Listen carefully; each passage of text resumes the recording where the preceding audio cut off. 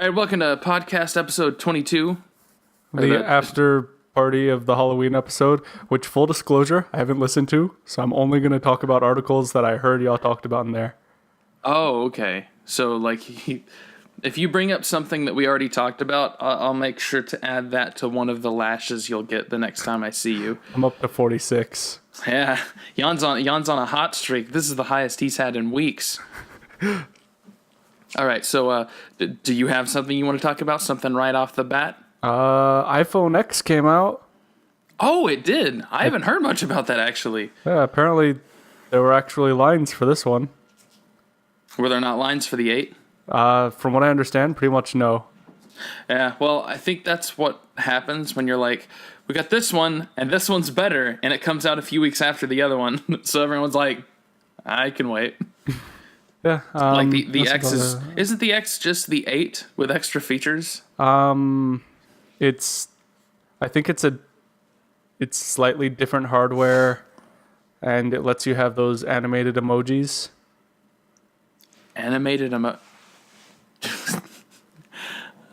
Wait, so animated emojis don't work on the other versions of the iPhone? Well, it animates them by like mapping your face, so it talks with you. Oh my gosh! Like the thing Skype did 10 years ago. Yeah. So, guys, we need all of that extra processing power to do animated emojis. See, this is what I'm like. People are like, man, I'm gonna get a used iPhone 6 for $200, and I'm like, why not just buy a phone for like $50? They do all of the same things. The only things that the other ones do better are like so incremental. And animated emojis, I don't think I've ever heard a less impressive selling point. well, it's also a bigger screen with that notch in the top. Face unlock. That's an improvement. I think we've talked about the iPhone X before. I've given how I feel about it. Yeah, we've talked about it. We can move on. All right, cool. That is kind of funny, though, that the 8 didn't get lines. I guess Apple can't just do all good. Oh no, people still think it's a fantastic phone. They were just waiting for the X. Why spend $600 when you can spend $1,000? Oh, that's a good point. That really sends a message to Apple. Hey, keep overcharging us. Just really go over the top. That's the one we want. I honestly feel like you're not charging us enough. Yeah, like $1,000. Finally, I'm paying $1,000 for this thing. I always felt uncomfortable paying only $800 for it. That just didn't feel like enough for me. You know, the common middle class man. I need to at least be spending $1,000 on this thing that I won't be using in a year. I had to tear off my daughter's braces to be able to afford it. God, you're not wrong. Let's move on. Talking about iPhones depresses me. I don't know if I have anything that can jump off of that though. I don't think I have any like tech stuff. Oh, that was the only thing I had because when I came back, I tried to catch up on a little news and everything was like, "Hey, here's what I like about the iPhone. It has a camera, so I can take pictures of my kid." Oh my gosh! Finally, there was an actual article about that. They spent like the entire page talking about how they liked being able to take pictures when it first came out with a camera on a smartphone and how they had photography as a hobby when they were a kid. The whole article was basically them talking about themselves and then being iPhone X has hilarious. A camera. The iPhone X has a camera and that's why I'm getting it because other phones had cameras. It's actually got like 3 or something or 4. Okay, I know I said I wanted to move on from this, but I love seeing the comparisons of like the picture quality from all of these different phones. And like they're like, here's the Google Pixel and the iPhone X and the iPhone 8 and all this stuff. And I'm just like, this is such a tiny difference. I not only is there no way anyone can tell the difference, like the common consumer, maybe like a camera expert could, which everyone thinks they're a camera expert now. Yeah, because they carry a camera at all times. Sure, but I also carry a calculator at all times, and I'm terrible at math. But like, if they put them like every time they have these side to side things, it's like Okay, you know what I love? And they do this for video games too, and they do this for like TVs and stuff. I love when they zoom in on something. And I'm like, that is so counterproductive. Like, you're not going to zoom in. You're wanting to look at the whole picture. Or like when they're like, look at the difference in the draw distance between this game on the Xbox One and the same game running on the Xbox One X. And I'm like, okay, I can't tell the difference. Then they zoom in and it's like, oh yeah, I can kind of see it. If I'm putting my face against the TV, I might be able to snipe that guy. Well, not even with sniping, because if you're sniping in a game, it changes the draw distance. Like it moves where the detail is to like where the zoom level is. All games do that now, so you wouldn't even notice then. It's useful when you do that thing where you have a magnifying glass over the center of the screen. Oh yeah, that thing that everyone does. That thing that no less than 400 people do in the world. But yeah, that kind of like side to side picture comparison, because I'm seeing a lot of it right now because the Xbox One X is coming out, and I saw the same thing when the PS4 Pro was coming out, where they're like, look at this and now look at this, and I'm like, it is such a tiny difference. And this is the Sega Genesis. It's better than both. I like bringing in like a 20-plus-year-old console just to really make your point. That's good stuff. But like the things that I'm actually excited for the Xbox One X is the frame rate stuff, where they're like, yeah, 30 frames per second games can now run at 60 FPS. And I'm like, hey, that's great. And load times. Yeah, oh man. Oh, load times are so bad, dude. So we'll get into this more later, but I've been playing Call of Duty World War II. And this game has horrible load times. They are so bad. They're the worst I've ever encountered in a Call of Duty game. And it's really bad because Call of Duty benefits from being very brisk and fast-paced. Not just in gameplay, but in the way you go from a menu to gameplay. Like, that's always been pretty strong. It's not strong anymore. And the loading times are painful. And I'm not saying that, buy an Xbox One X to fix bad loading times, but that is a much more tangible benefit than higher res or slightly better texture mapping or something like that, or better draw distances. The stuff that actually excites me and interests me is the loading times and the frame rates, and just Cause 3 actually running on a console for once, which it hasn't yet. For the same price, you could build a pretty decent PC. Yeah, but whoa, what the heck is that? Whoa, they're here. I don't know. SEAL That was Team weird. My 6. phone just started going on. My phone just started going on. I'm in a bunker in Afghanistan. Someone's talking smack about the Xbox One X.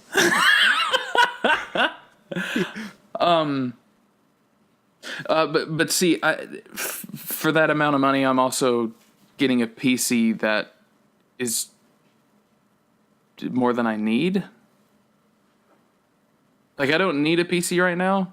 I also don't need an Xbox One X. Yeah. And the Xbox One X is not going to cost that much when I get it, because I'm trading in my Xbox One. Oh, right. Which is the Gears of War limited edition, so I should get even more for that trade-in. I've looked at, let's see, what was it? Is it Gears 4? Which, to be fair, Gears 4 could be, they could have put it into kind of an unfair scenario, because Gears of War, it's a Microsoft game, so Microsoft is going to want the Xbox One X version of their game to look pretty good compared to the PC version. That being said, Gears of War 4 on the PC, long before the Xbox One X was coming out, was already future-proofed for PCs that haven't come out yet. The game's maximum settings were extremely fringe on what could run them. They had their Ultra, and then they had Beyond Ultra, and it's we'll have this hardware eventually that can run this. It can even run Crysis on low settings.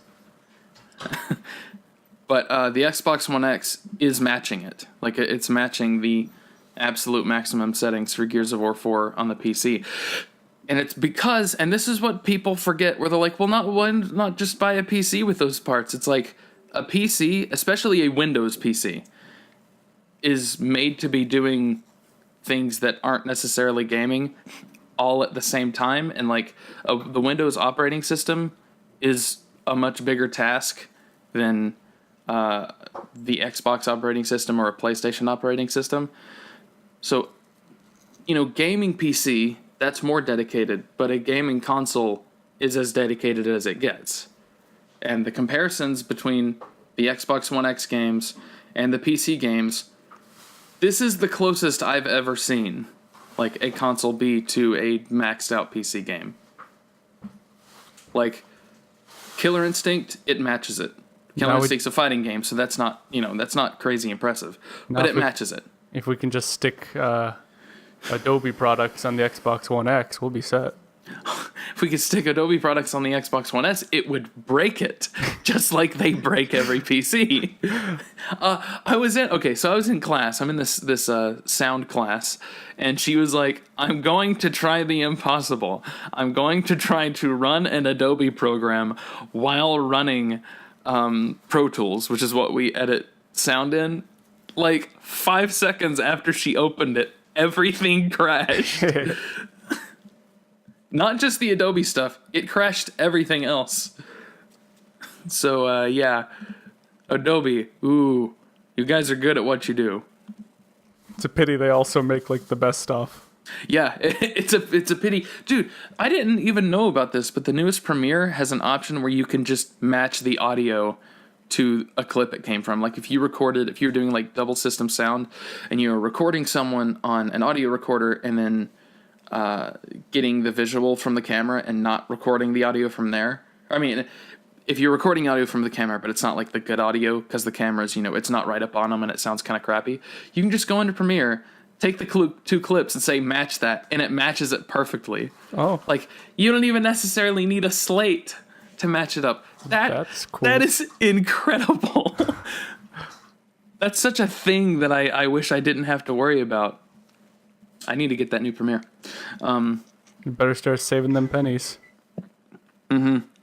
But yeah, in fact, I'm looking at the Xbox One X and PC comparison for Gears of War 4. And at max settings, the Xbox One X one seems to have a more consistent, like, frame timing. And frame timing isn't the same as frame rate.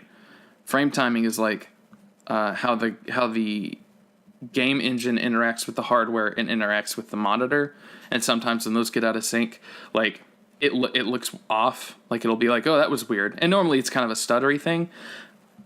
The Xbox One X doesn't have the same problems that the PC one could have, because it's just optimization. That's the good thing about game consoles. That's why Metroid Samus Returns can run on the 3DS. It's optimization, whereas like the 3DS hardware is technically weaker than like the Nintendo Wii's hardware, but Samus Returns looks and plays so much better than like Metroid Other M did on the Wii. It's knowing the hardware and the hardware being consistent.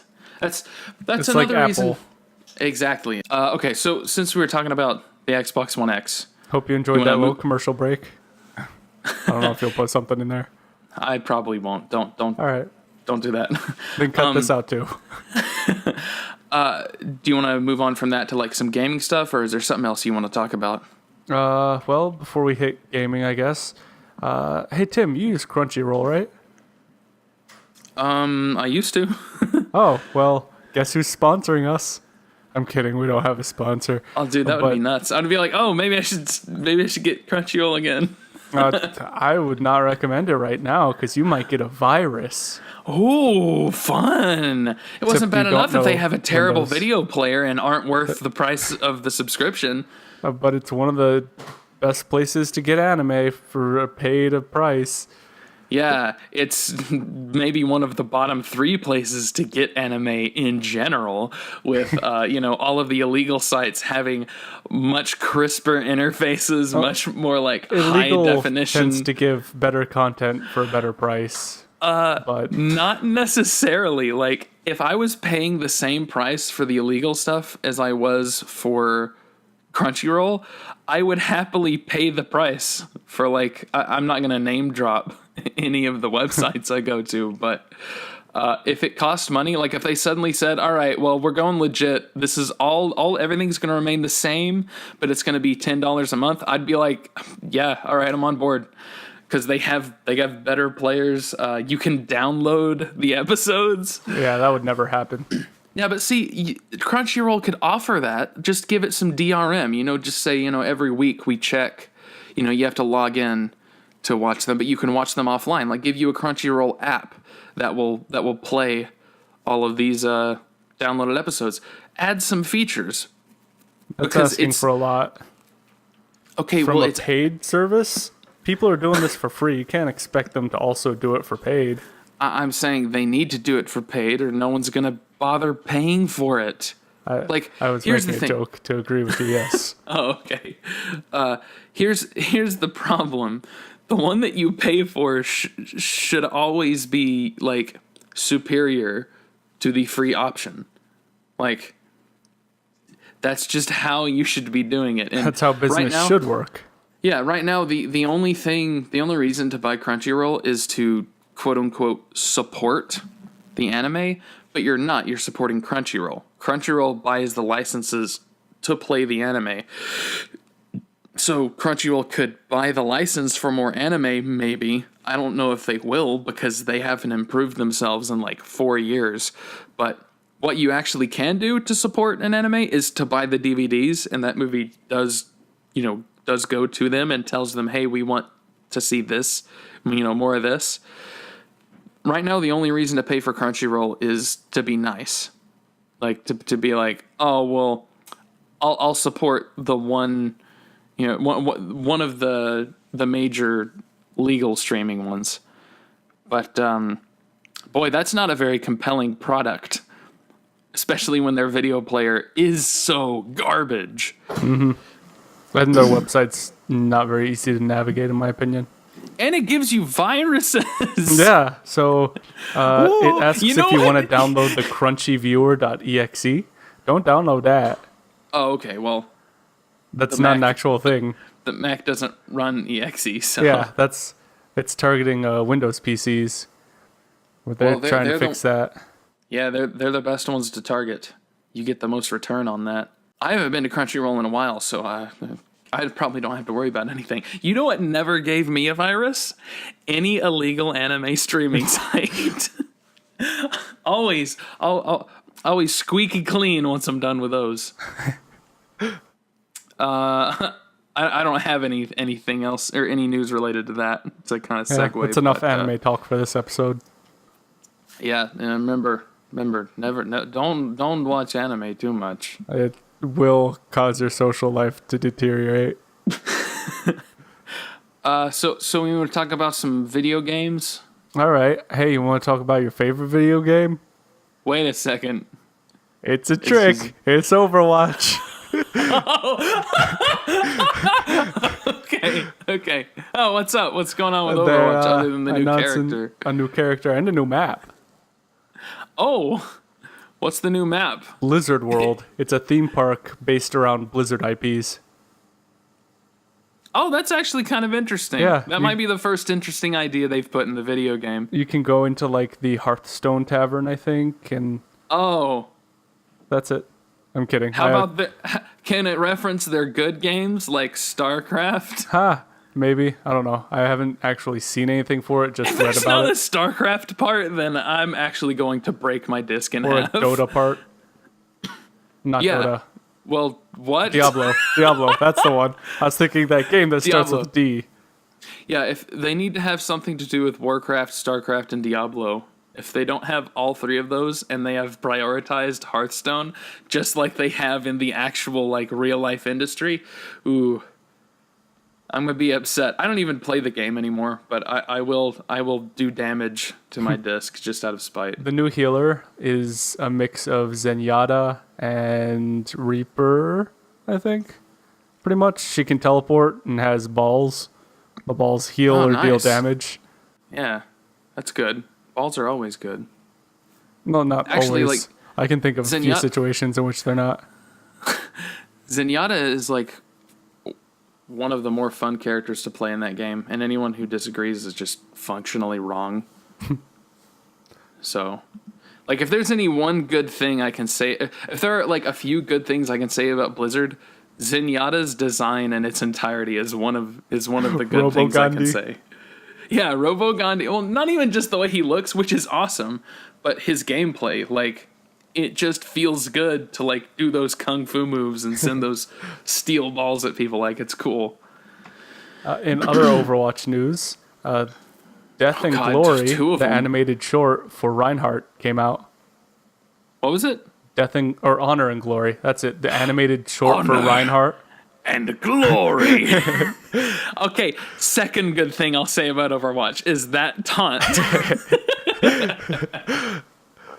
All right, it's two good things. The animated short is, of course, beautiful because they know how to animate. I think it's because buying Overwatch contributes to the Kickstarter for their trailers, since that's where the money goes. You know what? That's not too bad then. That makes me feel a little bit better because those trailers are, they're beautiful. Yeah, they're nice trailers. I really wish Blizzard would just stop making games and just make trailers. Or they could make live-action World of Warcraft movies.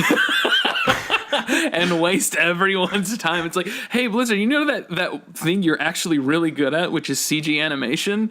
Maybe you should actually make a movie. They're like, good idea. We'll make a live-action movie. Blizzard, where are you going? Come back. That's not what I meant. You know that's not what I meant.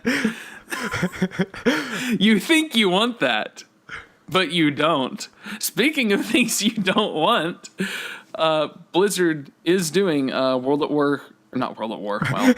Blizzard is making the next Call of Duty. Surprise! Well, same company. It's Activision Blizzard. I wouldn't be surprised. Oh, yeah. Yeah, I love how people are like, man, Activision's the worst. I love Blizzard. I'm like, it's the same company. World of Warcraft Classic announced.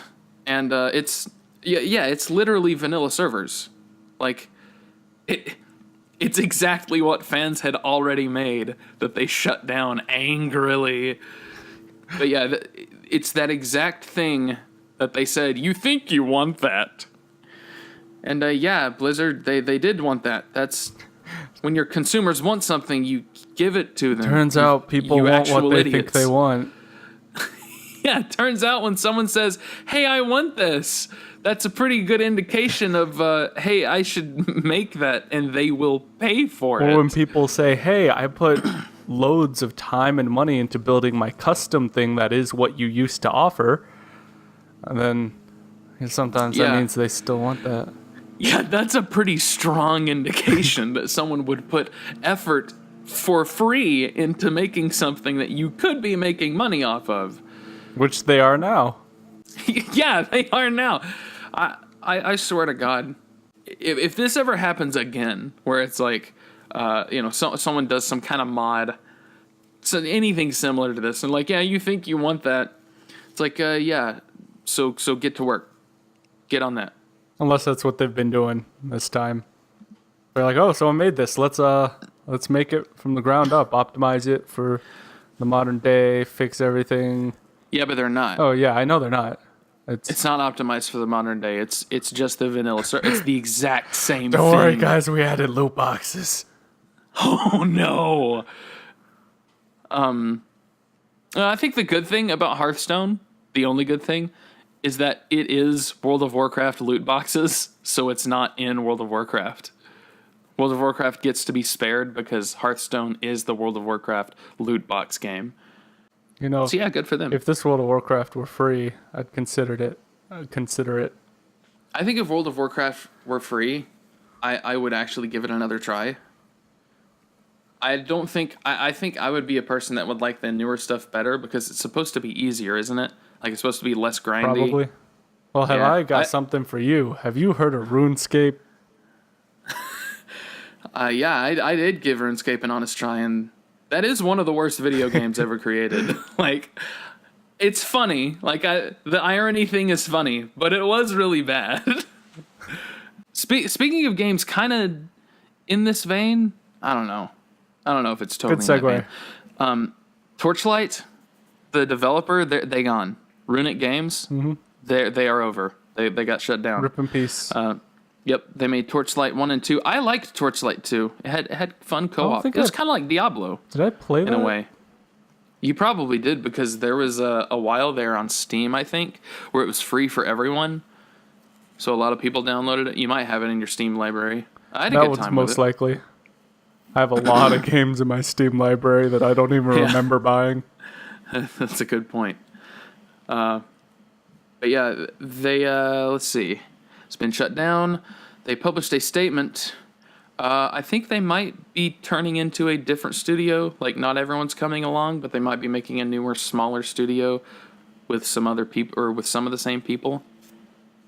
So, I don't think I played this. Maybe they're not totally gone. I kind of like the Torchlight 2 art style. It's kind of like if the Blizzard art style was a little more stylish. Like, was having a little more fun. So, yeah, it was a pretty nice game. Look out for that in our Let's Plays coming up sometime, maybe. Dude, if Torchlight 2 got put on the Xbox One, I'd absolutely play it. I think it might actually be on the Mac. So who knows? Maybe we could do that. That'd be interesting. Have a PC game that Dallas isn't playing. Yeah. I guess, I wonder if there's, like, some good news. Oh, well, here's some more bad news. Good. So Nintendo and SanDisk are, like, making these, special memory cards for the Switch or whatever. Yeah, and they're supposed to be, like, optimized for it. Because the kinds of SD cards that work best on the Switch, they're not the highest end ones. Like, the ones that are really high end get bottlenecked by the the speed that it can read them, so it's kind of pointless to spend that amount of money. I think it's like there's like the Samsung Evo, and like the Samsung Evo lowest level is the most impressive SD card you should bother buying. So that's kind of confusing. You're like, well, which one should I get? Which one is good, and which one am I not spending too much money on? Well, Nintendo and SanDisk are like, all right, well, we'll make some bespoke memory cards that are going to be the best possible thing you can get for them. And they are really, really, really overpriced. What a surprise. Like, you can find... they aren't even necessarily bespoke. They basically are just saying, these are the ones that work best, and they say it on the label or whatever, and they put them in the, the gaming section of Walmart or something. If you find those, like, the exact counterpart of that memory card, that's just the regular SanDisk one, it's like $40 to $50 cheaper. Have you noticed Nintendo things tend to be more expensive than generic? See, during the Wii era, when they were like, when like they would have like a 2 gig SD card like next to the controllers at Walmart, they were never that much more expensive. I remember the 2 gig ones back in the day, it was like $20. Oh no, I know what it is. Memory cards are expensive. Like the official Xbox One or Xbox 360 USB memory card you could get, or the PlayStation Vita. Those are always expensive. Oh, yeah, okay. Well, the PS Vita, that was a proprietary Sony format. Of course. Yeah, so you didn't even have an option. It wasn't a matter of, don't fall for the one with the, the Xbox, the Nintendo logo on it. Find the same one from that same company, it'll be cheaper. It was a matter of, you have no other options. We're going to charge you $90 for a 20 gigabyte SD card. And you'll pay it, and you'll like it. Yeah. Basically. And I don't remember. I don't think the PS Vita had internal memory, or if it did, it was so little that you just straight up had to get a memory card. Pretty sure it didn't, other than for like the OS. Yeah. Man, what a disaster. I'm so glad those days are over. Kind of bringing it back. Nintendo's like, hey, it's a throwback to the Vita. We thought that was pretty cool. I think you guys like it. Speaking of like memory and storage and stuff for video games, I was going to talk about this earlier. The Xbox One X patches that are going out to any game that's getting, kind of like really optimized for the Xbox One X. The patches are going out and they're pretty big. Like the Halo 5 one was around like 40 gigs, and now that game on my hard drive is sitting at 106 gigabytes, which is huge. I think that's bigger than the Windows operating system. That is nowhere near the biggest one. The biggest one so far that we know of, the biggest file size now for one video game is going to be Quantum Break, sitting at 178 gigabytes. Do they like put all the movies on your hard drive now? They do, but that isn't the meat of it. Like 94 of those gigabytes is just the Xbox One X patch. Wow. Like, I actually think the whole show, like downloading the entire show, like the movies that work with it so you don't have to stream it, is 75 gigs, which is already huge. But 94 is just the patch. That is unreal. That's bigger than most games. Okay, 94 gigabytes as the Xbox One X patch is bigger than every other game on my hard drive that isn't Halo 5. Like, Modern Warfare Remastered is only 75 gigs. That patch is bigger than the entirety of Modern Warfare Remastered, which is a big game. I'm willing to bet that these huge patches are because they wrote some software that like generically optimizes for the Xbox One X, and they just ran it, and it's like, here's the optimized version. Oh, you might be right. That might actually be the case.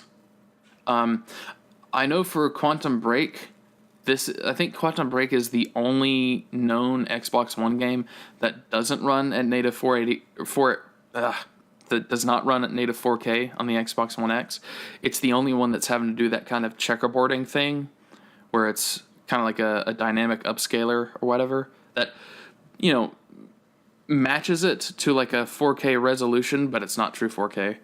So yeah, Quantum Break apparently that's really pushing hardware. I know that the PC version is like notoriously hard to run at 4K, and I don't know if that's a result of this is like a new Crysis, or if it just wasn't developed that well to where it's kind of inefficient. But I got Quantum Break a little while ago. I haven't installed it yet, but now I'm afraid to. I'm gonna have to clear up. Gonna have to get another hard drive. No kidding. I'm gonna have to clear up 178 gigs for one game. Just delete Master Chief Collection. Well, Master Chief Collection is 62 gigs, so that doesn't even get me there. I'd have to delete 2 of my biggest games. Like, I'd have to delete a Halo and a Call of Duty, or I'd have to delete like basically every single other game I have on the hard drive. Oh man, it is comical. Hey Tim, do you remember Stephen Gilmore? Stephen Gilmore. Yeah. Doesn't ring a bell. Oh, well, he used to be the lead animator at BioWare on the Anthem project. Oh, right. Yeah, they're losing more people again. Mm-hmm. Which is bringing my excitement down for this game. I mean, it was already bad enough that EA had just gone back to all their old dirty tricks in the past few months, where it's like, I mean, those are probably going to be there in Anthem. Also, the more you look at Anthem, the more it looks like Destiny, if it could be even more ruined by microtransactions. Mm. Like that armor system they have, where it's like, oh man, imagine all of the tiny little armor pieces I'm going to have to micromanage out of that loot box system that's inevitably coming. I need a new joint for my armor. It's only $20. Dang it! I only have 3 finger digits that have red paint jobs on them. I need to just dump more money in that loot box to make it all match. I'm gonna look like a weird mess of a rainbow warrior. Actually, that might be much cooler. Depends on the person. That's that's a good point. Oh, Yeah, BioWare tends to, or well, not just BioWare, but companies owned by EA tend to lose people right before they release a disastrous game that gets everyone fired. Same thing happened with Visceral. Same thing happened with BioWare Montreal, which had a lot of people leaving in the process of making Mass Effect Andromeda. So, yeah. well, that's promising. Oh yeah, I'm looking forward to the next great death under EA. I'm of course not actually looking forward to it, but it's what's gonna happen. Speaking of death, Half-Life 3. Oh yeah, So the not official script, but one of the I think lead writers a while ago leaked what he would or a story he that thought up for Half-Life 3, something along those lines. didn't it actually like go into the public domain? I don't know. I think he left and released it. I don't think it was public domain stuff. Oh, But, okay. So the day after that happened, someone named Laura Mitchett launched Epistle 3 Jam, which is a 2-month-long non-competitive hackathon with one rule: make a game based on the leaked Half-Life 3 plot synopsis. Okay, that's pretty cool. So a bunch of people made in 2 months, so they're not like highly polished or anything, but they made Yeah. conceptual games of it, and it ranges. Like we've got real-time strategy, we've got a text Okay. adventure, we've got some top-down shooters. There's one that like puts infinite amounts of Combine and Gordon Freeman's, like just compresses them because of the. There's a place where you're jumping between different dimensions or something like that, and so it's just Okay. throwing like Gordon Freeman's from different dimensions in, and it's just chaotic. Sounds great. I would love that to happen though, like a completely fan-made Half-Life 3. It's possible. Yeah. People kind of did it. Mm-hmm. I might have to try to download some of these because some of these look like they're actually pretty fun. The last one you talked about sounds like a great time. Just a whole bunch of Gordon Freemans coming at you. It looks like something that someone did in not Source Filmmaker in Gary's Gary's mod. mod. That's perfect. That's the game I want. That's in universe. There are 32 entries in total. Wow. That's a lot of Half-Life 3s. Yeah. Imagine how long we waited for just one. And then in the span of 2 months, We got they made 32. 32 Half-Life 3s. That's good stuff. Man, Valve ought to be looking at that and being like, man, what were we wasting our time on? Oh, actually, I'm gonna send you a link to put in the description. But I think this has Okay. like all the game or all the ones they made that you can play for free. Cool. Yeah, I'll add that in the description. People can check that out. So I'm trying to think of what I can bounce off of that into, but a lot of the other news I'm looking at is, I mean, it's mostly bad news. It's the gaming industry. We should talk about things other than games. Well, okay, well, I'd like to cover this stuff before moving on to I'd like to cover these small things before I talk about Call of Duty Modern Warfare, or not Modern Warfare, World War II, which is I'm going to be reviewing. And then I'd like to talk about Thor Ragnarok. So I'm going to get these little things out of the way. They're mostly negative. Activision, they had patented that kind of matchmaking system that would put you up against people that had paid for microtransactions, and they're like, look at this sweet gun that he has, and they would make sure it was someone better than you, so you think, oh wow, look how effective it is, he's a cool guy, I want to be like him, I'm going to go buy some microtransactions.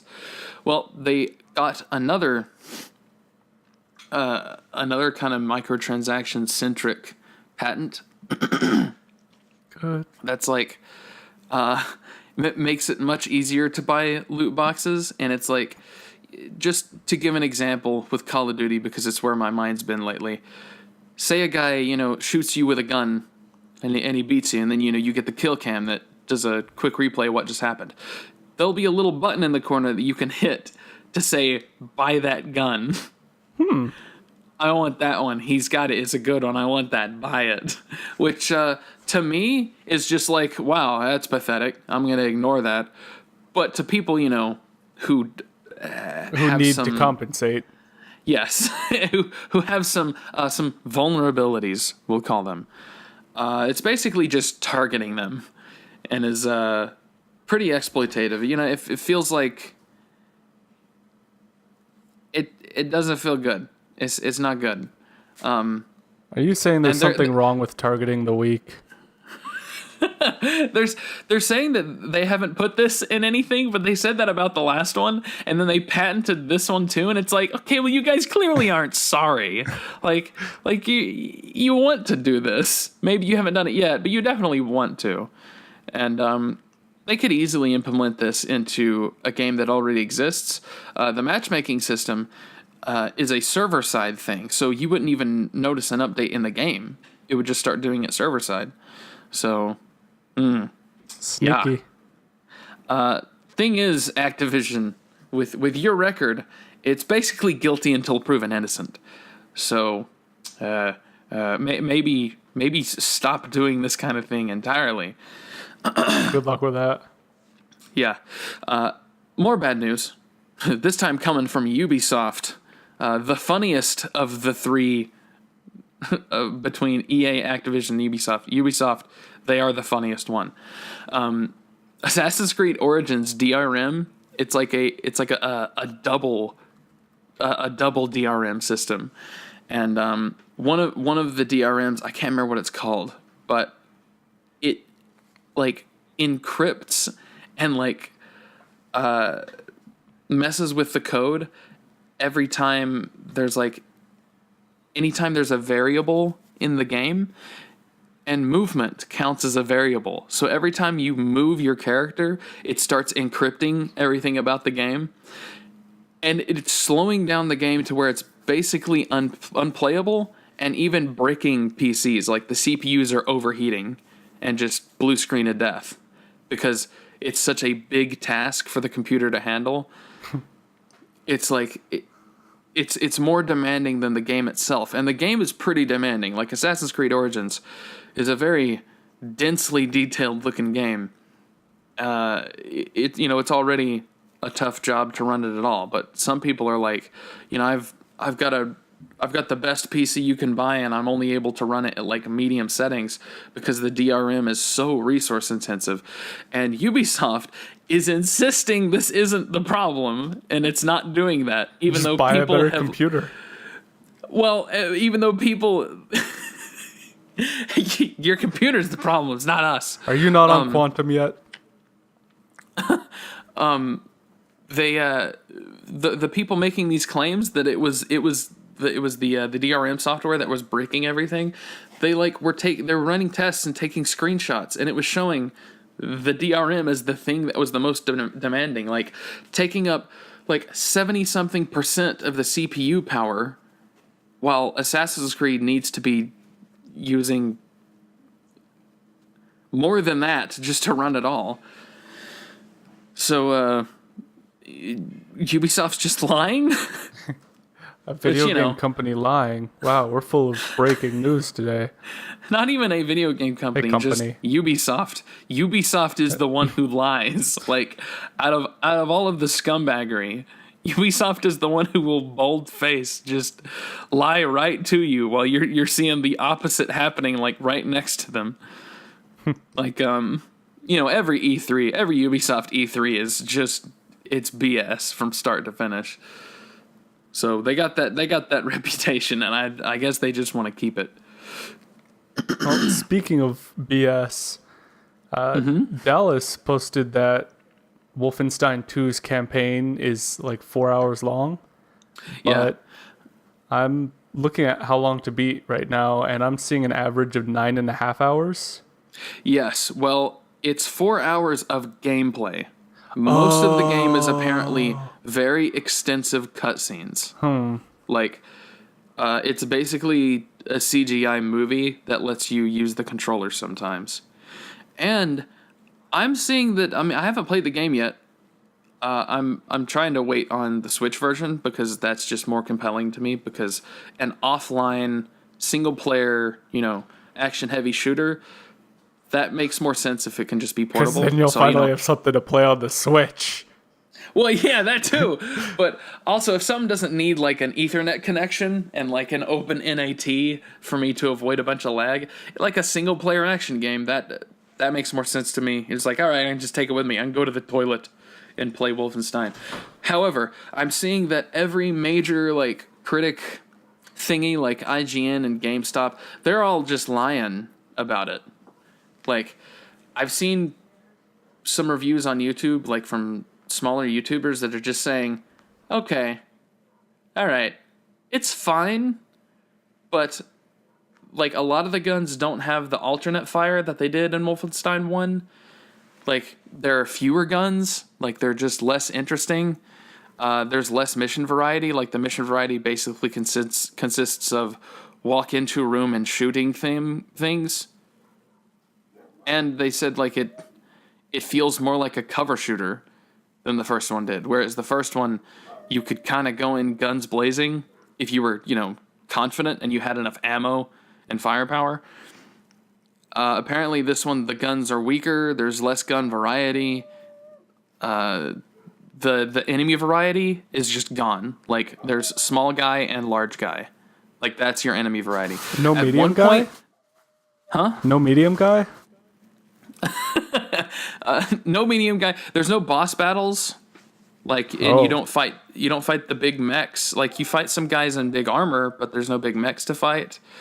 I think in a QuickTime event, you fight a Nazi robo-alligator, which sounds sick, but it's not like an enemy type, kind of like the big, scary robot dogs were in the first one.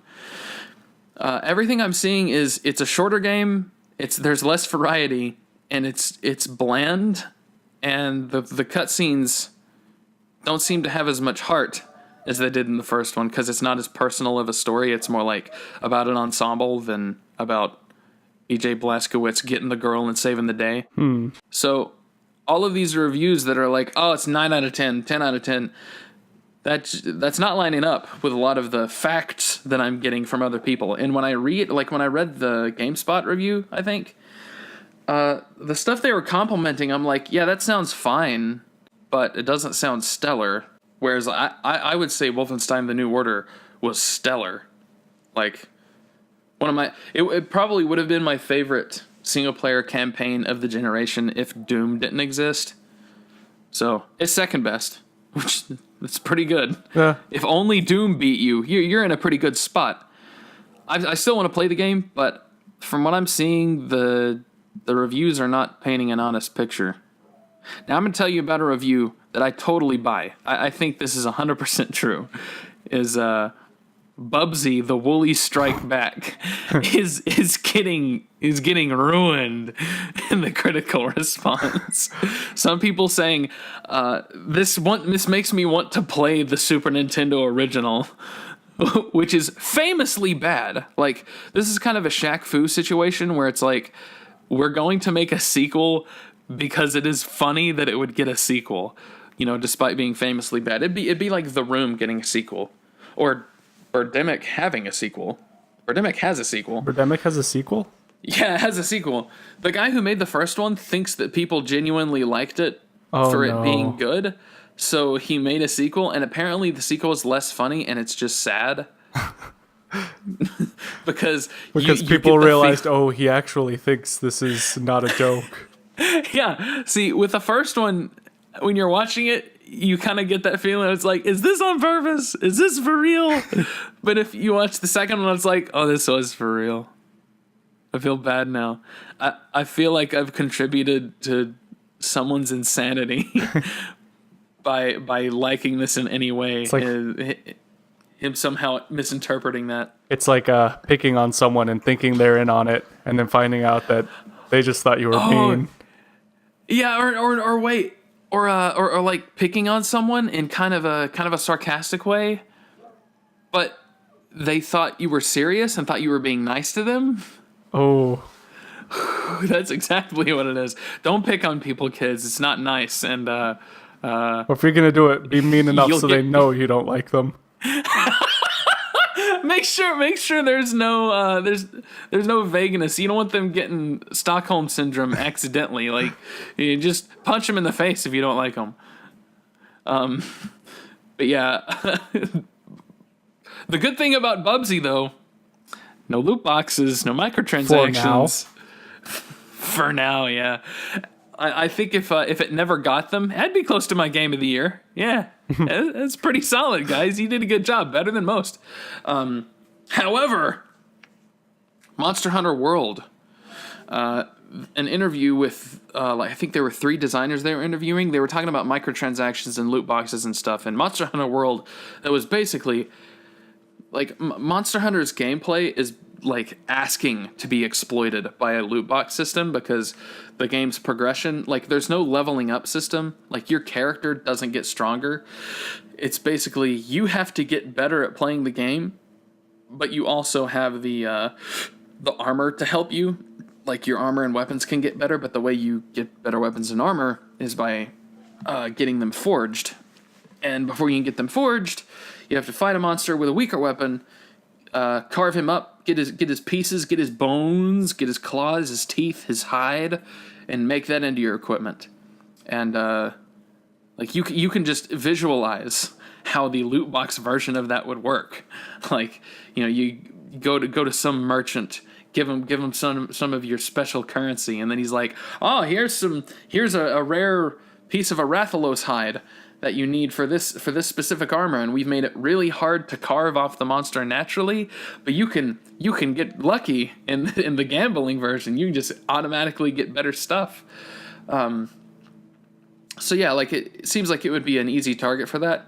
But the 3 designers they interviewed, oh man, they were just dropping bomb after bomb. One of them, they were like, what do you think about how like Shadow of War and other games like this treat it as sort of a time-saving thing?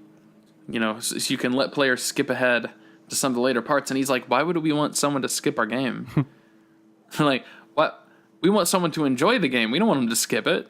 And it was just like so honest and so plain that it's so devastating to like that whole idea of, oh, it's just an option for players who are more concerned with their time, how much time they're spending in a game. And it's like, that should be time that they're enjoying it, right?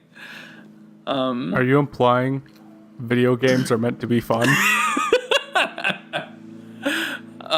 I think another designer, when they asked him about loot boxes, he was like, we kind of already have that in the gameplay. I don't understand why we would add that as like a separate thing, which is exactly what Shadow of War did. They took the Nemesis system and have it in the game, but then they also have the loot box version, which is it removes the fun part of the Nemesis system. So yeah, I like it when someone, and it's good because it doesn't even feel like it was done as a PR move. This is something that a journalist just started asking them, and they were like, it was like they hadn't even thought of it before. That's the best part. It wasn't like they had a prepared answer. They would just like ask them the questions about loot boxes and microtransactions. They're like, oh, no, I think that would be dumb. Oh, has someone else been doing that? God, have other people been doing that? Why? Doesn't make any sense. But yeah, man, I'm excited for that. I think that's coming out next year. So, Bubsy might still be 2017 Game of the Year. Might just be Doom. Might be it might just be Doom, because oh man, Doom was absolutely my Game of the Year 2016. However, Doom's coming to the Switch in 2017. Game of the Year twice in a row? Game of the Year twice in a row. Just re-release it every year. Yeah, well, hey, Resident Evil 4 does it. What, was that a laugh? That was, is that what laughs sound like? Almost, and then truth. Are there any other gaming related articles you want to talk about? Any news? Nah, because I can move on to the. All my tabs are closed. Okay, cool. I'm going to move on to my first impressions of Call of Duty World War II. And boy, they ain't good. This This has got to be the least amount of fun I've had with a Call of Duty since... Man, I don't know, because I kind of had an all right time with Ghosts. Since joining the actual military. It's definitely the weakest of the non-sci-fi ones, quite handily. Like if I try to compare World War II to, I mean, I guess it kind of has the advantage over the first 3 games in terms of content, but that's probably about all it's got going for it. The campaign is very generic. It's very bland. There's not much going on. Like, it feels like there are 5 things you do in the campaign, and you do them for all 7 hours of it. You have shoot guys in kind of an open arena type deal with a bunch of waist-high cover. It feels very cover shootery. It's not as much kind of an arcade arena shooter that the other games were. You're not going to be able to move around a lot because the enemies have like laser accuracy. Kind of makes sense for World War II. Kinda, but not for Call of Duty. Like, the original Call of Duty games were not like that. You were always doing a lot of moving forward, and the only times you would slow down is in a sniping mission. But yeah, the campaign, you'll have...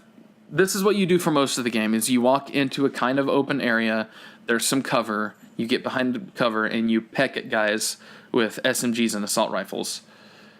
Well, I guess not assault rifles. The only assault rifle in the game is the STG-44, because that was the only assault rifle invented at the time. But carbines and stuff like that. The pistols are garbage until you do one of the other 5 things that you do in the game. And that is what I like to call Golden Gun segments, which if you ever played GoldenEye, there was a mode called Golden Gun, and it was a one-hit kill pistol. There's these cinematic moments in the game where, like, I think the first one happens when you're dragging your one of your buddies after he gets stabbed. You're dragging him around, trying to get him to a medic, and all of the Nazis come after you at that time. They're like, "Oh, he's dragging a guy. We gotta come after him." But you get your pistol, and not only does it have a bottomless clip, but it's a one-hit kill, and everything is in slow-mo. So what you want to do, if you ever find yourself fighting a world war, if you're ever in World War II, stab your friend, make him injured, start dragging him, and pull out your pistol. It's magically going to be God's revolver. Like, it's going to kill everything in one hit. They're very boring. They're very bland. They go on for too long. I think slow-mo sections are fine if it's like, oh man, it's like when you're breaking into a room for a few seconds. And if it happens maybe 2 or 3 times in the entire campaign, because then you remember those moments. It's like, oh man, this is intense. It happens almost every mission. I think there is a section with extended slow-mo where you're using like a one-hit kill pistol. I think the third thing that you'll do is you'll do a whole lot of turret segments. And when I played the second mission, I was like, okay, I think this is what's going to happen. I think every mission is going to kind of have its gimmick. And the second mission felt like it was the turret gimmick, like the either if it's a turret on a car or you're like up on top of a building and a whole bunch of Nazis are just like flooding a field, or you got some trucks and you got to kill them before they can get to your guys that you're trying to protect. I thought that was like the second mission, and it was like, okay, well, that was fun. I like the second mission because I like turret segments. Those are fun. And they kind of disappeared from games for a while. Mm-hmm. But then it turned out that's also basically every mission. Almost every mission has a turret segment where you're like holding on in one spot and defending an area. I think one time they gave you some time before the Nazis invaded. So they were like, here, take some mines, throw them around this area, and then get back to the turret. So they spiced it up a little bit that time. But that was about it. The fourth thing you'll do is you'll do a sniping segment. And it used to be like Call of Duty games would have the sniping mission. I think this trope kind of really started with Modern Warfare 1, which has like the most iconic sniping mission of any game ever, all gillied up. And you can't really be hidden in World War II, since silencers on big rifles weren't really a thing. So you couldn't be stealthy and be sniping with a high-powered rifle. So, they're a little more intense, and you're having to quick-scope a little bit more. But, see, World at War did something interesting with that. Like, they were creative with their sniping mission. It was your two Russian dudes at the Battle of Stalingrad, and most of the Russians are dead. And you're like, all right, well, we got to get out of here, and we're going to have to go through a bunch of Nazis to get out. Well, a storm starts, and you use the lightning to cover your shots. Ooh. So, like, every time the lightning strikes, you fire. What game was that in? That was World at War. Oh, you're right. Yeah. Okay, I was thinking of... Yeah, okay. That was fantastic. It was awesome. Like, and it was really creative, and it was a way of having kind of a stealth sniper mission without having to have modern technology to make it, make sense. Nothing creative like that happens in World War II. You just... you get to a high place and you're shooting with a sniper rifle where they're fighting some other dudes, and you keep doing that until you kill enough of them. And sometimes, and it really sucks in these sniper missions, it seems like all of the ways you can die are insta deaths. Like, you didn't notice another sniper fast enough, so he just shoots you in the head, or you didn't notice a rocket launcher guy fast enough, so he blows up your tower or your little area that you're nested up in. And that was really frustrating, to where it's like, okay, I just got to memorize where those guys are going to show up at certain times and shoot them and then move on to the next guy. They did add a bullet time thing in the campaign where, like, the sniper rifle, while you're scoped, you can slow down time temporarily. Like a real sniper. Of course. I mean, that's what they do. And it feels good, but you end up doing it so much that you get tired of it by, like, the 4th or 5th mission. And I think the game has 9 missions. Actually, I think it had 10. I think it's 10. Each mission takes about 30 to 40 minutes. What was the 5th thing you do? 5th thing you do is drive. There's a lot of driving segments where you're in a Jeep. It's always in a Jeep. No and tanks? You hold the gas. Huh? No tanks? Oh, no, there is... Okay. There were 2 segments where they got creative, and they were vehicle segments, and they were cool. I'll get to those in a bit. But the Jeep segments, you're always chasing something, and that has this little meter at the bottom of the screen where it's like, if it goes too far to the left, you get into the red and you lose the guy, and you got to restart. And you're just trying to keep up with someone the whole time. And I think 3 out of 4 of them end in you hand the wheel over to someone else, and then you get on the turret and you shoot some stuff. And the most fun one, because I'm really predictable, is the one where you're chasing a train. And I like trains. I like trains in any context in a video game. So at one point, you're chasing a train, going up and down the bridges and under some tunnels and stuff, and they're like, you can't go on a road that'll take you away from the train. But eventually, you get onto the back, and you get on the turret, and you fight the train, fight the people on the train. Fight the train. Hey, well, the train it's like a war train. It's a Nazi like train. It's covered in armor and weapons and stuff. It's a cool train. Coal train! Coal train! The coal train runs on the whole grain! Anyway, we need to play Gears 3 again. We need to get back on that. But anyway, the 5th time is the least interesting, where you're just by yourself. You can't attack anyone, and you're mostly driving in a straight line, and you're trying to catch a truck before he leaves with one of your guys who gets captured, and you don't get him. Spoilers. And that's how it ends.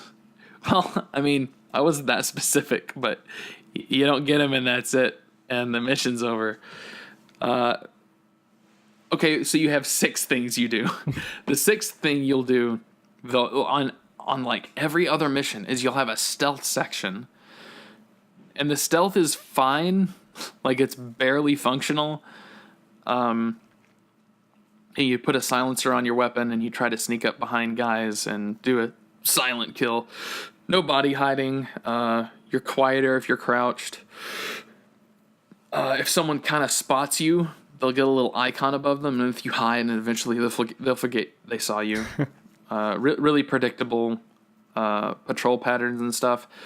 I think it's done well once, and it's when you're playing as this French spy who is invading this like war meeting or whatever with the Nazis.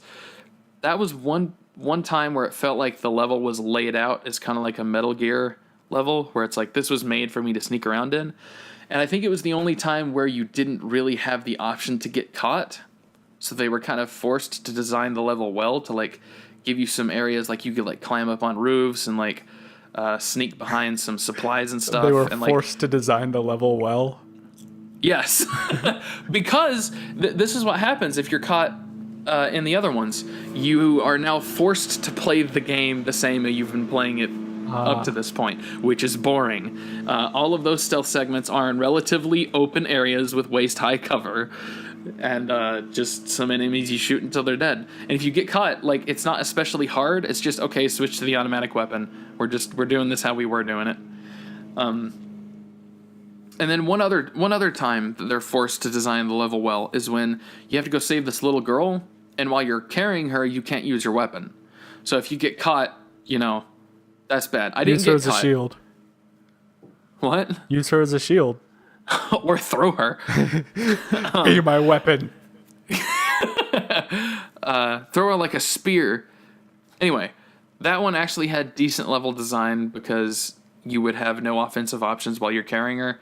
So, they give you some little paths to kind of like sneak into, and it's like, oh, there's a guy coming. But it feels pretty obvious the path you're supposed to go, and it feels like it's really forgiving. Like, I feel like I should have been caught a couple times, but no one noticed me. But yeah, the bad thing is nothing seems to ramp up in complexity.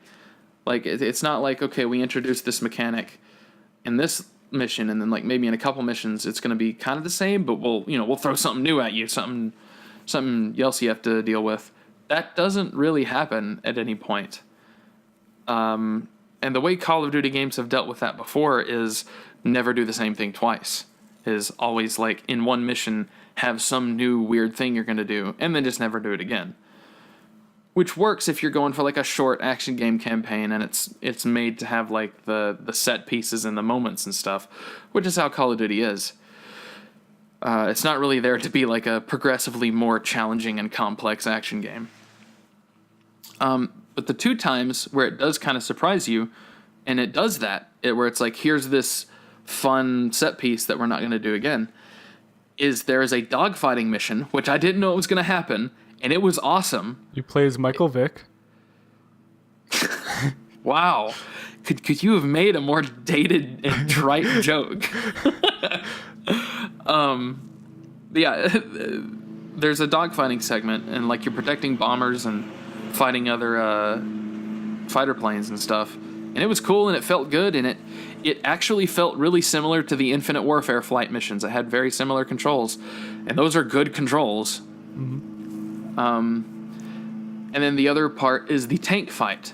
And the tank fight is probably the highlight of the game, because it's the only part of the campaign where it felt challenging in a fair way, and it was really satisfying when you won. And it was kind of a cool kind of historical thing where it's like German tanks were very intimidating. They were much scarier than American tanks. Like, and there was a progression to the level. Like, the whole level was with a tank. And like, it starts off, you're fighting panzers, and it's like, panzers are tougher than me. I have to get around behind the panzer and shoot the rear armor because it's weaker back there. But you can outmaneuver them because you're smaller. And then you get to a certain point where you're climbing this hill, climbing this rubble, and a big tiger tank starts coming over the hill, and they're like, turn around. Because tiger tanks are weapons of mass destruction. And you're like running from the tiger tank in your tank, which is not strong enough to fight it. You get to an area, and a panzer starts coming in from the other side. And you're like, oh, shoot! You're like trying to turn around, and you're fighting a panzer tank and a tiger tank at the same time. And the tiger is faster and tougher and more deadly than the panzer. You still have to, you can't shoot it from the side. You have to hit it right from the back to do any damage. And I think you have to shoot it like 3 times. And it was like nail-bitingly tense. This actually sounds pretty cool. Yeah, there were some times where I was like, I got nowhere to go. I'm just gonna run into the wall, and sometimes the wall would give, and I was like, oh god, okay, yeah, I'm driving through this building now. But it took me 2 tries to beat it, and I was like, I wasn't mad or frustrated when I was dying because it wasn't an insta death, and it was because I was making mistakes. And then when I won, it was like, yes, like that was the first feeling of like genuine accomplishment I felt from the game. So what I'm hearing is you give this game 5 out of 5 doors. 5 out of 5 doors. Whew. Well, probably not. I think I give the campaign about a 5 out of 10, which, you know, the 2.5 out of 5 doors. So 1.5 out of 3. This is fractions with Jan and Tim, but no. The story was fine. Acting was good. Music's really good. This probably has my favorite Call of Duty score since... this is my favorite Call of Duty score because most of the Call of Duty games' music that I liked were because of like the licensed music. Like Black Ops 1 had a bunch of like Rolling Stones and stuff like that, and I liked that. This one actually had a really good score that I liked, and it has a good hook. But the graphics are pretty good. Like it's a very pretty game. There's a couple parts where lip sync just doesn't happen. Like characters aren't moving their mouths while they're talking. That's kind of awkward. But it's not a deal breaker. I just like to imagine that in World War II ventriloquism was a really big thing. But yeah, the epilogue is like, you know, the whole like this is when everyone figured out the Holocaust happened, and that actually felt like it was done tastefully and not like, oh, here's some shock value, because Call of Duty loves doing its shock value every once in a while. But that's like in the epilogue where like a lot of the tension's gone, and it's just like, yeah, this kind of sucked. But it wasn't that compelling. It wasn't exciting. It wasn't interesting, and it definitely didn't do anything new. There was not a single new idea in the entire game. Not only not new, you know, for shooters, but not new for Call of Duty. And Call of Duty always at least does one thing. Like they'll do one thing they haven't done before. They'll at least try to do that. And this one just doesn't. There is nothing that you haven't seen before, and within the game, nothing you won't have to do multiple times. Despite it being around like 7-ish hours long, I would have preferred it had been over in 4 because a lot of it just feels like filler, doing the same stuff. Now, see, talking about multiplayer and zombies, that's going to go real quick. I'm going to blow right through that. Multiplayer doesn't work right now. I can maybe find a game every hour or so. The developers most of the time sat down with their favorite game, Halo, the Master Chief Collection. We're like, we want to make this. We want to make it just like this, guys. I'll find games and I'll see the people in the lobby, and then the game will crash. It does this more consistently than I can find a game. The headquarters mode, which is supposed to be like the social space where you hang out with people and get loot boxes, and man, I won't get into that. That's a whole other podcast. But there is no one in the headquarters ever. I am always alone, and that is not what is supposed to happen. You're supposed to be like, headquarters is like a server, and it'll have, you know, I think it's supposed to have around like 50 people on each server, and you start a game, and it prioritizes the people that are already in the headquarters with you, that are looking for a game, because you know you're already connected to them. I am never connected to anyone, and this is not just me. This is consistent. This is the most common. Like more often than not, you will be in an empty headquarters, and the game will crash when you look for a game. Once I'm in the game, lag doesn't feel necessarily bad, but it's extremely stuttery. I don't think it's the connection stuttering, it's the game stuttering.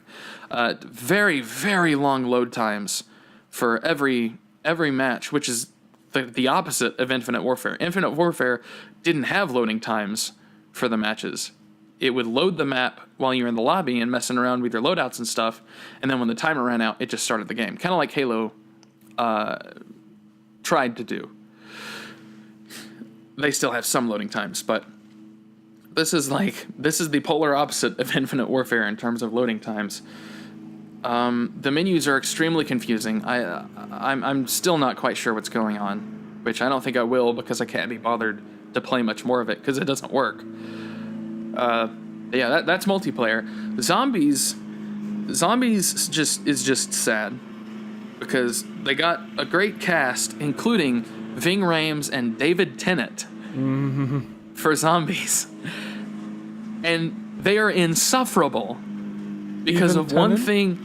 Yes, because of one thing they've put in the game that makes no sense to me. I've never seen this in any horror video game before. They have what is the equivalent of a horror movie laugh track, where the character that you're playing will get scared for you, and that is the scariest part. They made it to where the zombie spawns are they're extremely cheap. They've turned them into jump scares. It used to be, you knew which paths they were going to be coming through. You could board up the windows. It's like, I know they're going to be coming through there. And then sometimes they'd crawl through the floor, but you'd see the ground break and you'd see them, start to crawl through the floor, and you can kind of, maybe start shooting them before they can get out. In this one, they will comically pop out of the floor, and the music will go like, Ree! And the character will be like, I'm serious. I've heard Ving Rhames in like 20 different varieties go like, That must have been a blast to record. I know, man, it must have been, but like, that is the only part that scares me. The zombie popping up doesn't scare me. It's the that keeps scaring me, because sometimes I don't see it, but Ving clearly did. He saw it out of the corner of his eye, like maybe it happened behind me or next to me, and he's freaking out, and it's making me jump. The characters are extremely slow, so there's no like training, which not like training like going to the gym, but like making a train of zombies. That was kind of a staple in zombies, where it's like, okay, these guys are kind of slow, so I'm going to lead them around for a bit, maybe crowd them up so I can cut them down. The zombies are way faster than you, so you can't do that. You have to constantly be shooting and using ammo. And they've added like an ultimate that your character can do, and the one that I was using was unlimited ammo temporarily, which is basically necessary if you're alone, I guess, because you're constantly running out of ammo because you're having to constantly shoot things. And then one thing, the map design on the one map that I've played was really cramped, really confusing, and not very creative. It's like, here's a German town at night. There's not really any fun being had with like all of the other zombies maps, which were all really over the top and silly and interesting. Except for the first one. Yeah, Nocturne Toten was pretty basic. Then again, it was kind of paving the path. Yeah, and I don't think they were treating that as a mode. That was basically just a silly after the credits joke that turned into an industry. But yeah, it's just not fun.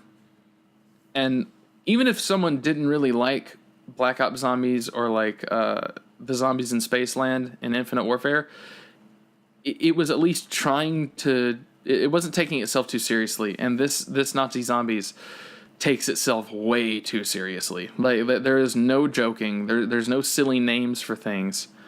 There's no quips. Like, there's no quipping. Like, the quips you get, or like the short little voice lines you get from people, are instructional at best, and just sounds like a waste considering who they got. Yeah, really. Yeah, it's really a shame.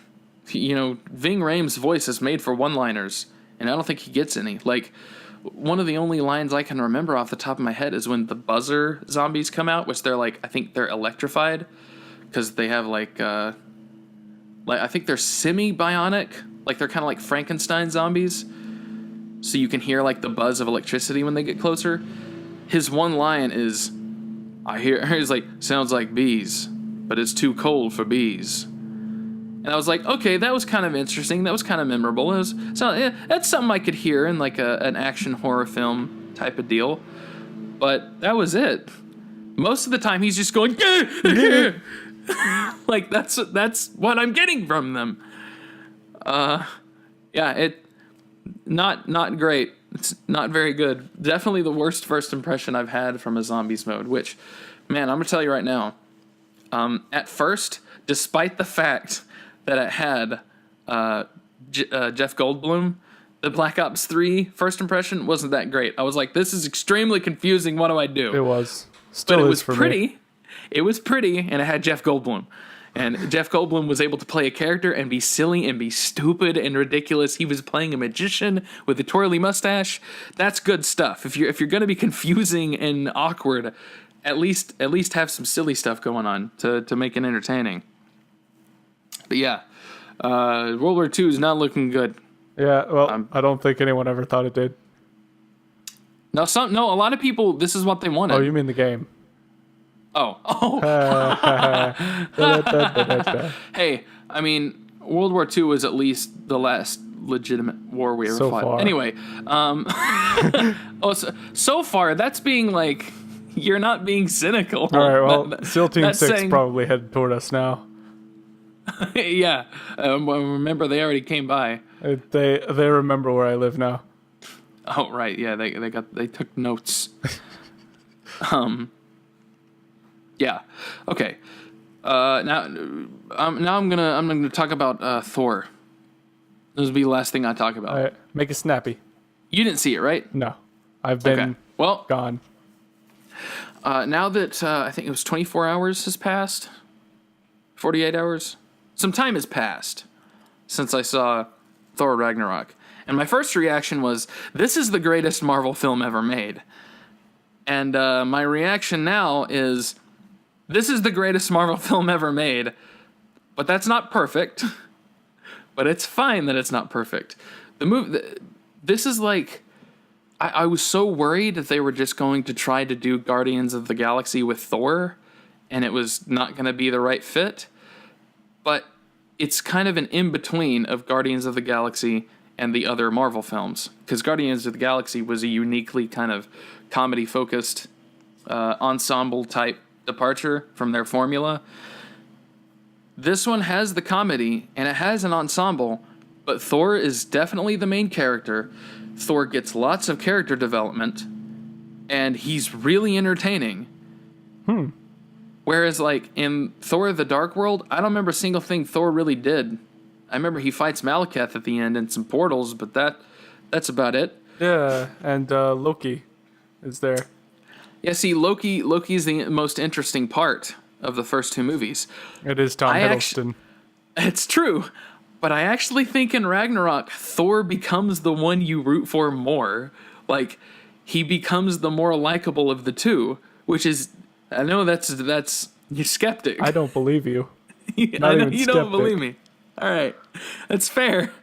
It's kind of an insane thing to say, but like, I don't know if it was they gave Chris Hemsworth good material to work with, or if Chris Hemsworth like decided along with Taika Waititi. I don't know how to say his name. I need to. He's a great director. I know now. I think they were both deciding we're gonna make Thor different now, because he some people were saying he's just Star-Lord now, and he's not.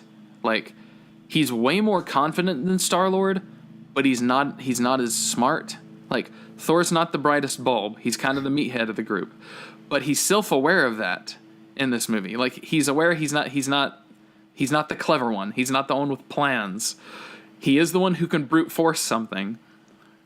But there's some points where he can't brute force something, and he's willing to work with his team to figure out what they need to do instead. This is probably the funniest of every Thor movie. I think it's funnier than both of the Guardians films, and it's funnier more often, and the jokes are consistently landing. There's one new character named Korg. Literally everything he said was hysterical, and like I was losing it over it. And his line delivery is fantastic, and I think he's actually voiced by Taika Waititi. If that guy's Australian, then that's him, definitely. I don't want to spoil the stuff with Hulk, but everything with Hulk is good for reasons I didn't expect it to be. Like, they give him a different role than he had in the Avengers movies. And oh my gosh. I really don't want to spoil stuff. Please don't. You need to see it so we can talk about it. I'll try to do that soon. But all of the cameos are fantastic, and all of the connections they have to the established MCU are good. They're not like super detrimental to the movie, and the actual plot in the movie is still the most important thing, and it starts and finishes in that movie. So it's not like this isn't a this sequel is coming the movie. This isn't, Infinity War is coming the movie. I think Age of Ultron doesn't feel like a complete story. It feels very in between. Ragnarok is the opposite of that. Like, it starts with this plot, and it ends that plot completely. And it's very satisfying. And a lot of the stuff is unexpected. Like, it's formulaic, but some of the stuff I didn't see coming was really good. Gosh, I'm really trying not to spoil stuff, so maybe I should quit while I'm ahead and just say, yeah, I highly recommend it. Probably more than I've... Huh? How many doors? I give it 5 doors out of 5. Oh, wow. Using a 5-door system now. Wasn't that what you suggested? That was the first thing you said. What is this? I've always thought it was weird. Movies, I think of on like a 5-star scale. Games, I think out of 10. Huh. It's weird. I give your scaling system 13 stars out of 14 doors. The start-to-door What's ratio that conversion rate? is about 1.203. Oh, man. Well, I hope you guys enjoyed Dudong Door Podcast episode 22. I'm going to stop being Jan's friend forever now. Me too. Jan got back from Thailand. Oh, yeah. I was going to ask you about that. Yeah, same old, we're same out old. of time. Same old, same old. This place I've never been before, but his I've routine. seen The Hangover, too. Oh, yeah, it was in Thailand. Did you go to Bangkok? Yeah, stayed there like 4 cool. days. Oh, sweet. So you were in Bangkok. Mm-hmm. Cool. Did you meet a Muay Thai master who taught you the ways?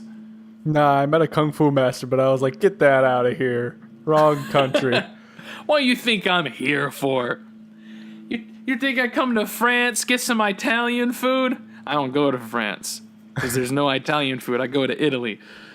I don't know, find a Papa John's in France or something? That's some good Italian, boy, let me tell you. Last story, Papa John's complains that NFL is the reason his pizza isn't selling, like the protests and stuff. I'm like, nah, B, I think it's because your pizza's $18 for a medium and it's not that good anymore. Anyway, we'll see you guys next week. I hope you enjoyed it. Goodbye. Don't forget to check out our YouTube channel and whatnot. Oh, yeah, if you're not listening on YouTube. If you go on YouTube, you might find a whole bunch of stuff that's not going to make us money because it's all demonetized. Hope you like it. Or subscribe on VidMe. We still do VidMe for the podcast. It's on there. And only the podcast. Yeah. Sometimes we have extended edits on VidMe as of last weekend. But I think if you're listening on other platforms that are not YouTube, they are also going to be the extended versions. It's YouTube but that we have to cut and truncate because YouTube's bot is so overly sensitive about me saying the word. And if you're listening on YouTube, then it's already over. You didn't hear that part. I took the word out. But if you're on VidMe or Pocket Casts or iTunes or something like that, ooh, you get to hear me say. But Unrated. See you guys next week.